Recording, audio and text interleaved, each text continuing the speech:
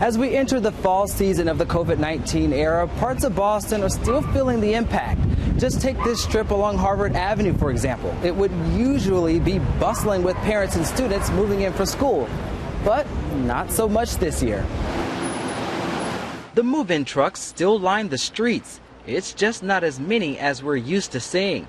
Last March, colleges and universities sent most of their students home to finish the year online because of the pandemic. And after spending several months in her hometown of San Diego, Kara Pepper is happy to be back to start her junior year at Boston University.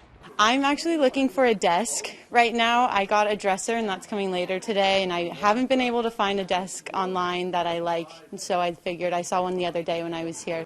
Pepper was one of a handful of customers to browse Basics Furniture in Allston. We've seen an uptick in sales on the internet and less people walking in, but we're happy to have them walk in.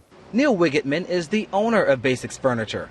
Having been around for 35 years, he's used to the ebb and flow of the seasons, and things are noticeably different today. The buzz around town has not been the same. You just don't feel electricity right now because there are less people coming to town. However, the business has stayed pretty consistent. Next door, Boardwalk Properties has been a staple along Harvard Avenue. Real estate manager Jose Feliciano says the realty market is also feeling the effects during its busiest time of year. There's definitely a lot more units available that we have ever seen this late in the season. That's definitely changing.